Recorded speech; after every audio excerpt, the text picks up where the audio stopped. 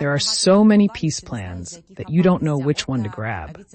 And the vice president, potentially, if Trump comes to the helm of the White House, also knows what Trump's peace plan will be.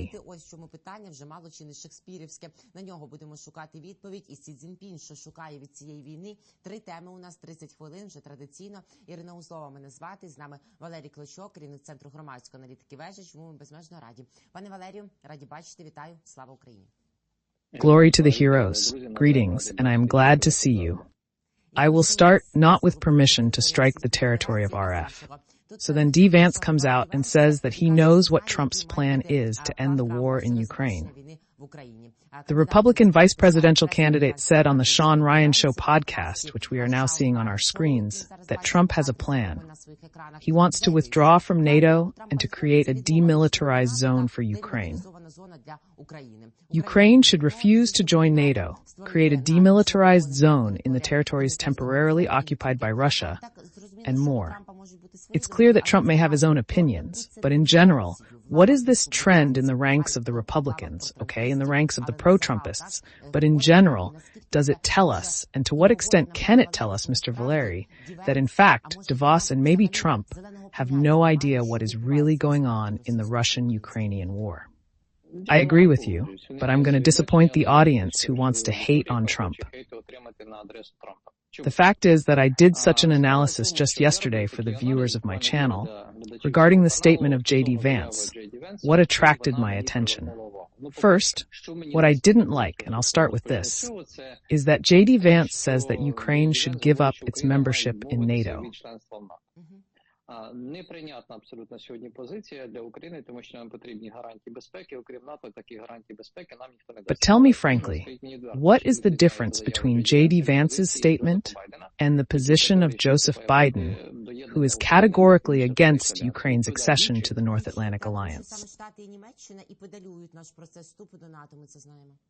Так, тому тут уже кажуть паритет, із демократами. Друге, він не сказав про здачу території. Дуже примітний момент. Він говорить про демілітаризовану зону, яка може, я хотів би з ним тут поточнити, звісно, він не буде зараз поки що це говорити. Where does he see it? In Ukraine or on the territory of Russia? It's fair that it should be on Russian territory, and it will be, because this demilitarized zone is not talked about, but it can be read from the statements of Ukrainian President Volodymyr Zelensky.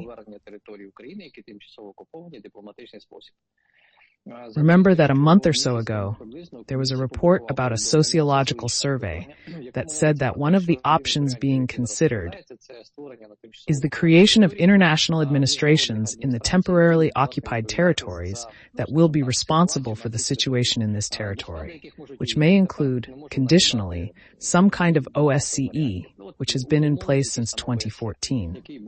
So I would like to clarify with J.D. Vance that he is not talking about surrendering the territories, but given Trump's rhetoric, we cannot rule it out.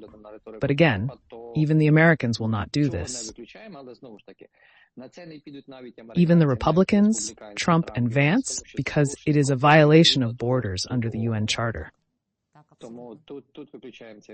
And then he makes a good point when he says that Europeans have to pay for the reconstruction of Ukraine, which is an outright lie, a manipulation, because they all have to pay for the security of the Western world equally. At the beginning of the large-scale invasion, I also allowed myself to think that no one owed us anything. Because at some point, perhaps Putin's intention is to stop there, that's it. He won't go further, or he will say that he has already achieved his goals, but we see that his intentions are completely different. So we are now providing a security factor for the West and the United States of America at the cost of our own lives. So they are obliged to pay, not on credit, but simply pay for it. So Vance is being disingenuous here. But this is about the moment of rebuilding Ukraine. Of course, he is saying that Europe has to pay more for its security.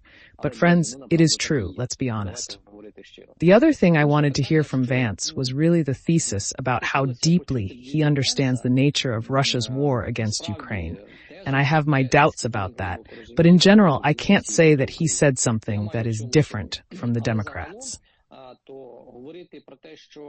Він сказав якісь речі, які чимось відмінні від демократів, я не можу. The only thing that is constantly problematic on the part of the Republicans is the issue of assistance to Ukraine.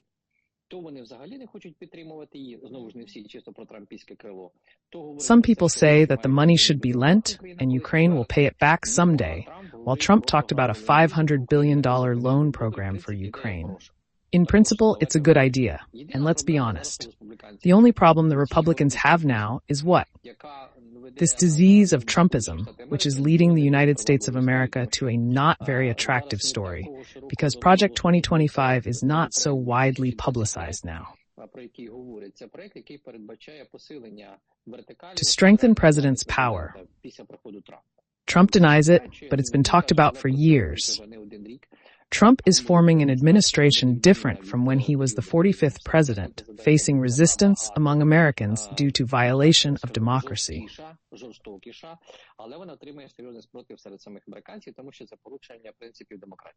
I digressed a little bit from your question, coming back to Vance, and I was just wondering how the Republicans are doing.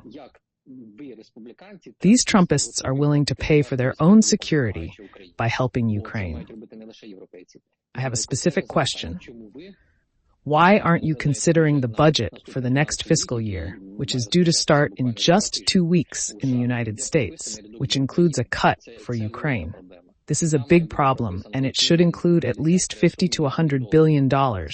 This money should be there. So I personally do not understand what Vance is offering to Ukraine, because there will be no such quick solution to the problem. But unlike Trump, Vance spoke more sensibly.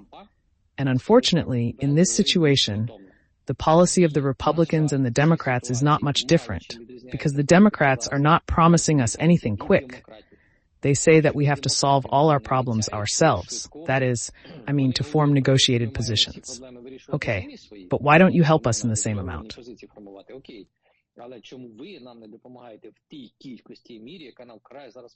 This message about the permission to strike at Russian territory is already worn out, and you have to do it in the end.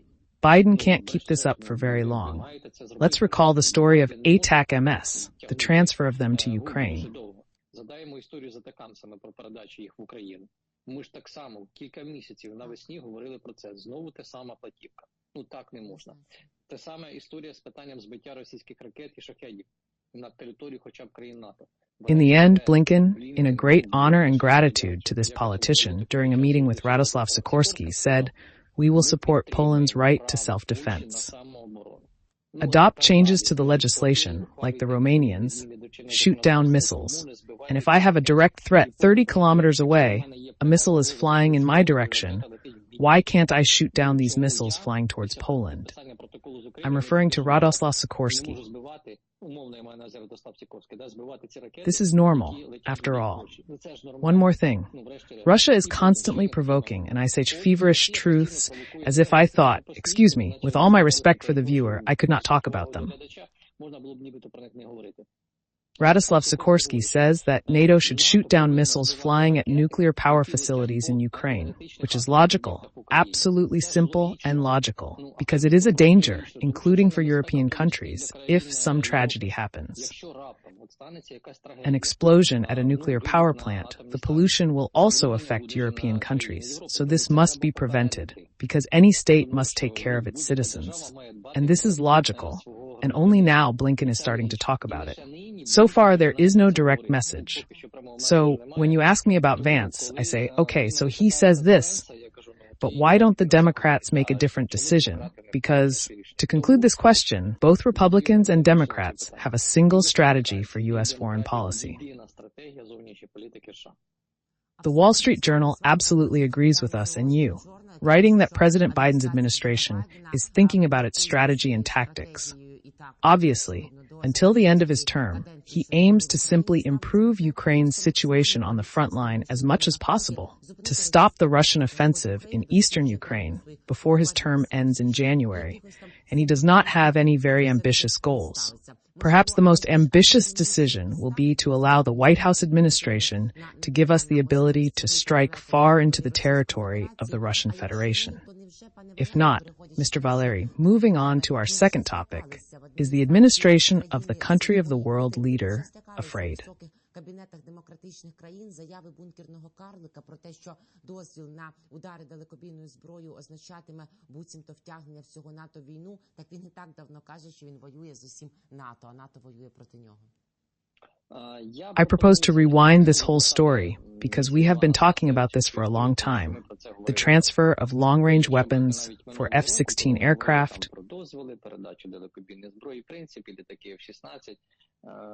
I and many of my colleagues, and you, just for the sake of truth, have repeatedly clarified that the strategy of the event is aimed at demonstrating in the public sphere for the whole world the existing logistical ties in the military sphere and in the economic sphere between dictatorial countries. Why are we now saying with more certainty that the decision to strike Russia is obvious? It is there, let's say. The decision is there. It won't be announced out loud, which is normal. Because in times of war, not everything needs to be said out loud. Just like with Attack MS, remember there is no decision, and Attack MS has already been flown. Did they? Yes, it did. Because when the audience there asks me, you said that there is a decision, but it has not been announced. They don't have to articulate everything with their mouths. They can just keep silent about some things or not say anything about others. It is more than obvious they arrived at least 2 or 3 weeks ago. Just at that time, the decision was made that now everything is legalized. In fact, the cooperation between Russia and Iran is already in the extreme sphere. Well, it's just full stop. And ballistics is perhaps the most terrible weapon that the West saw as coming to Russia, and it has arrived respectively. Найстрашніша зброя, яку на Заході вбачали в тому, що вона може приїхати до Росії. Воно приїхало. Відповідна дія. The West should also take a corresponding action, giving us weapons. Another issue is international relations with Iran, strengthening the sanctions policy. Of course, Iran and North Korea are both in the same place with these sanctions, to be honest. Today, Shoigu is already in Pyongyang, and he is already meeting with Kim Jong Un. The latest information has just appeared on Interfax. Why did he fly from St. Petersburg to Kim Jong Un so quickly? Of course, because the ballistic missile depot was lifted into the air by our armed forces in Voronezh last week. There is nothing left to shoot, so he went to get a new batch. Although the New York Times wrote just the other day that the shipment is still going on. Now, the story with Iran, it is clear that we have to react, and the West has to react to Iranian missiles. They will have to be destroyed. Again, Russia understands this, but Iran doesn't care. It sends missiles to Russia and gets what in return, not even money, but food. They have started bartering, and Iran is saying through the mouth of one of its parliamentarians, excuse me, but we have had sanctions for 70 years. We literally, Ms. Ira, talked to you about this last time we were on the air. They have to live somehow. They have their own logic, terrorist logic, and they say we will continue to trade with those with whom we can trade. І ми, каже, будемо торгувати і далі з тим, з ким ми можемо торгувати. Фактично, оцей весь... In fact, this whole chain of countries that help each other propagate and spread the dictatorial world has come to the surface. This is something that the West has been seeking for many years. And Russia's war against Ukraine has provided an opportunity for the West to increase pressure on these countries. Now, the only question to the West is, if you continue to impose sanctions as you have been doing, many hundreds of thousands will die. By the time you make your decisions, this circle has already been formed, a nest of dictatorships which is now being formalized within the framework of the BRICS countries. Putin has said that even 3 or 4 countries are already willing to join this organization, so you have to make appropriate decisions to prevent the dictatorial world from swallowing up the democratic world.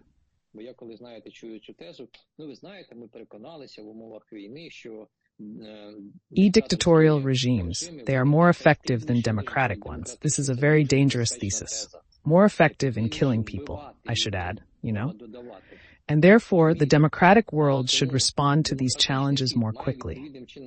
That's the problem. And when we return to your question, why now? Why did we wait so long? Why did we give birth? I see now this war, this history.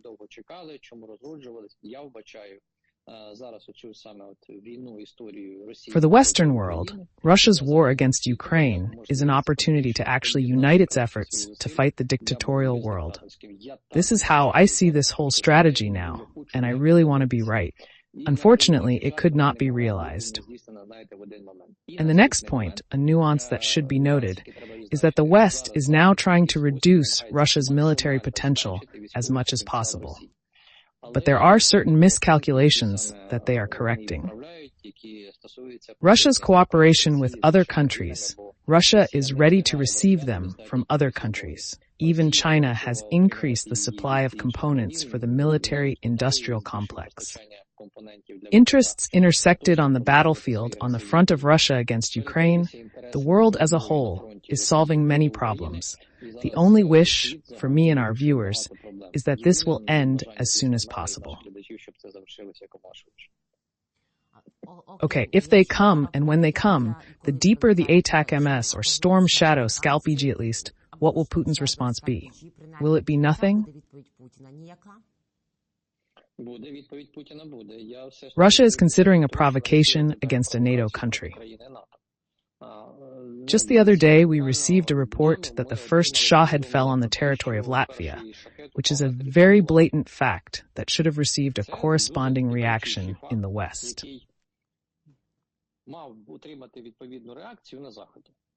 Cases of chessmen falling on Romania and Poland. Poland and Romania border Ukraine. So this can be explained somehow. Latvia in general is a bit far from Ukraine, and there's a whole of Belarus there. So Shahed, who flew there, could have come either from the territory of Belarus or from some other territory. Why not from Russia, for example? You see, this is an outright provocation, and Russia has always considered the option of dragging a NATO country into a major war and showing that NATO is either incapable of responding appropriately, and so the geography of the war can be expanded, and even the White House has specifically acknowledged that the geography of security has changed. It will not change. It has already changed.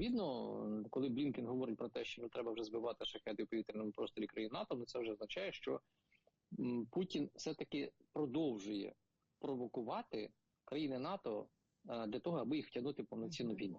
Тому що тоді на боці Росії може сформуватися уже альянс. For example, North Korea itself, Iran, and others who will be directly involved in the war, because the only way for the Putin regime to survive is through war. Єдиний спосіб вижити – це війна.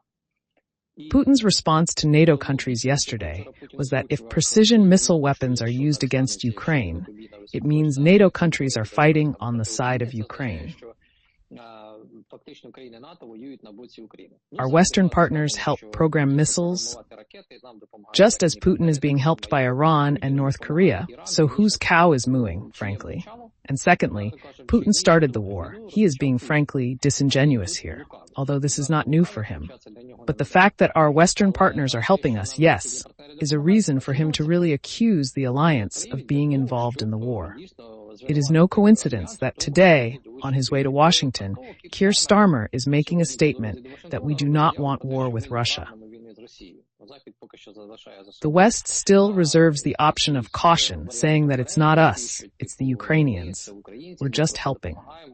I understand that we don't want to fight directly in Ukraine, but it's true that if, hypothetically, we allow a NATO brigade to be on a battlefield somewhere near Pokrovsk, it will be a pretext for Putin to send North Korean troops to our Donbass. And we have already received such reports, by the way, and we expect it to happen. Putin lacks any grounds for this, although Putin is not really looking for them. He can make any decision, but any decision in relation to, for example, Ukraine, the countries of the former Soviet Union. As for the NATO countries, he's really more cautious here, because he realizes that he will lose technologically. Therefore, the threat is direct, it is obvious, understandable, and it has already been put into practice. This is the same Shahed that went down in Latvia. It's not an accident, and they will continue to fly there. Now, almost every night, some Shahed gets lost. Of course, it can get lost because it has a headache, and because of an attack by electronic warfare, it may or may not be programmed to do so. So I don't know if, as Karaganov said, there will be a strike with some kind of limited nuclear weapon on the territory of a NATO country. It's hard to say, but it could be. It should be noted that Putin is not doing well with the Belarusian direction, which he wanted to actively use to provoke Poland, as provocations on the border with Poland have significantly decreased. There are no migrants. Belarus is finding common ground with Poland. So Putin will still look for ways to drag some NATO country into a war to show Russia the hard way.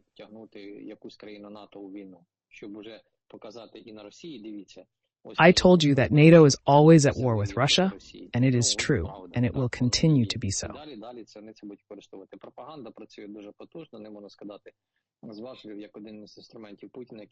So the process is really complicated, but it's good that the West is making decisions in favor of Ukraine, in its favor, at least a little bit. Because the discussion about shooting down missiles launched by Radoslav Sikorsky was just today or yesterday in Lviv, if I'm not mistaken. Time flies so fast. He says that it is really necessary to protect Lviv from Russian missiles, and this is all a very good story. And I do not exclude that Sikorsky has a double profit here. He may be nominated by the Civic Coalition as a future candidate for the presidency of Poland, and has received support from the United States, at least from Anthony Blinken.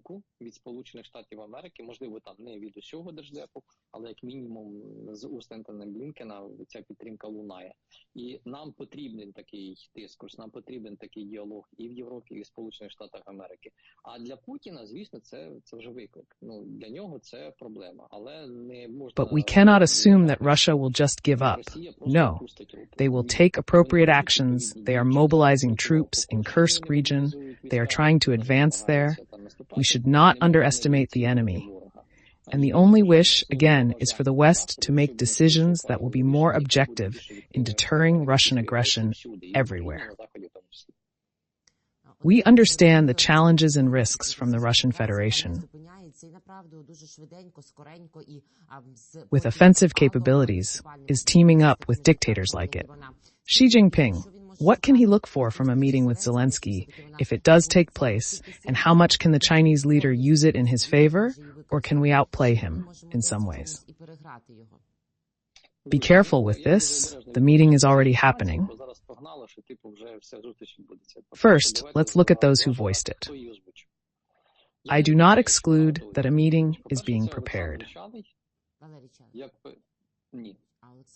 Alexander Chali, as Reuters writes, is not to be confused with Valeriy Chali. Western publications wrote about his possible presence at the Shenzhen summit in Beijing, a respectable annual event where security issues are being considered.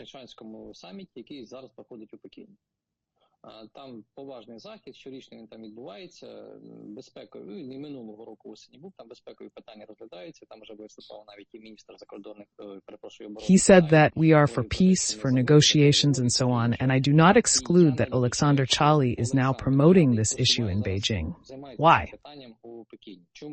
He is not a government official, but he was once a member of the negotiating team in Turkey when the so-called scandalous Istanbul agreements were discussed.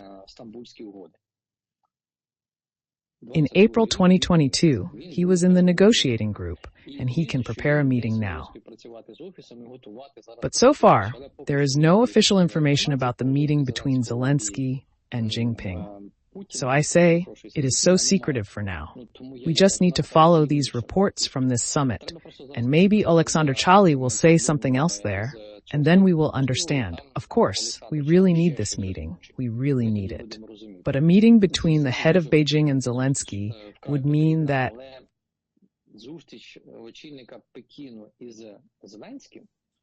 China's support for Ukraine is more evident in its confrontation with Russia. I don't see China being ready to betray Russia completely yet. It will loop somewhere in the middle, sorry for this word, because even when the Sino-Brazilian so-called peace plan appeared, which Zelensky called destructive, It took the form of 6 points, and the point that China initially promoted disappeared from it. This is sovereignty, according to the UN Charter. Today, it doesn't talk about any sovereignty, neither Russian nor pro-Ukrainian, which may be a good thing. Maybe we can turn this whole story in our favor. It's hard to say now. But I don't see any prospects for Xi to meet with Zelensky. I may be wrong. And despite how the negotiating team in Istanbul positioned itself, it's not that important now.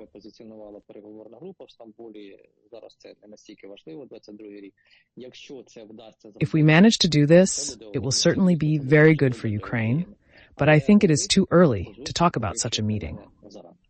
Is there anything that can happen to make the Kremlin click, especially want real negotiations and go for them? Whether it's total failures on the battlefield, whether it's these long-range strikes that we've talked about, or whether, in general, as long as Putin is alive, he will wage a bloody war against us? The Putin factor, as long as we see his picture, means that everything will remain the way those who serve him want it to be. Now notice that Shoigu has come to the forefront very actively. He made a statement that agreements had allegedly been reached through Turkish mediation so that Putin would not attack energy facilities in Ukraine. But after the Kursk military operation, everything allegedly fell apart. A statement that was denied by Peskov, denied by Zakharova, which to me indicates a divergence of opinion in the Kremlin, and Shoigu's position is quite interesting.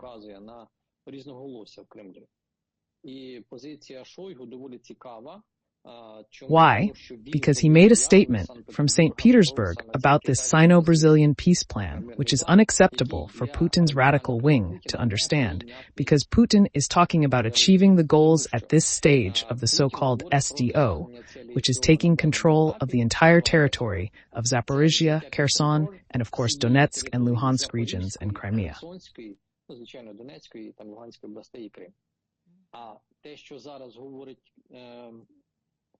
Beijing is saying the war along the front line is being frozen, and the Russians have a problem with the Kursk region. The front line has gone a little bit into Russia, to put it mildly.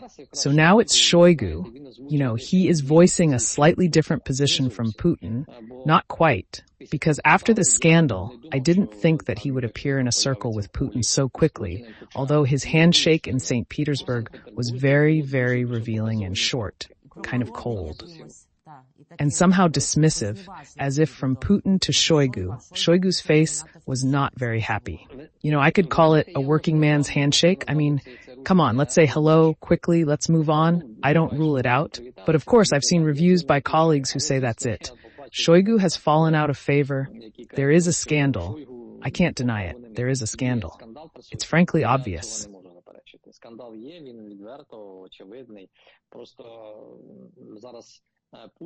Right now, Putin is positioning himself cautiously. The movement in the Kremlin is still happening, but there are those who want to freeze the war on the front line. Beijing is actively supporting this group, but it will not be so easy, because there is also the factor of North Korea. And I am far from thinking that the supply of North Korean weapons to Russia was agreed with China.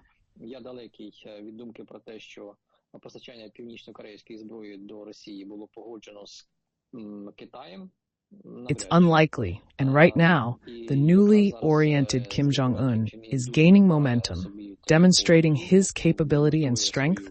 Photos have already appeared from uranium enrichment facilities, which is the first time that he is showing that I am here, I am strong, and Russia is helping North Korea and Iran a lot in this regard. And let me remind you that Iran is also a very serious factor in the story with China. I really hope that the West will find tools to put pressure on China, and they do exist. Unlike North Korea and Iran, China is very dependent on external economic relations. It cannot simply isolate itself, for example, like Russia, because China's GDP and population, it's 1 billion people to feed, not 140 million scattered all over the territory, who can eat cones or pick berries in the taiga. So we are still following the Chinese case. густота населення така. With pleasure, good luck. Take care of yourself in return. Glory to Ukraine, friends. Thank you. We are always glad to see you too. Valeriy Klochok, head of the Vezha Center for Public Policy. Irina Uzlova spoke with him. Friends, thank you for spending this time with us. I hope it was useful to you. Write comments. I'm sure you have something to say about the topics we have discussed and which we try to choose so that you can share your thoughts and opinions as well. Please subscribe to Mr. Valeri's YouTube channel. You can find it easily in the description below this video and to YouTube 24. And don't forget to take care of yourself. Believe in the armed forces of Ukraine. See you soon, and we will win.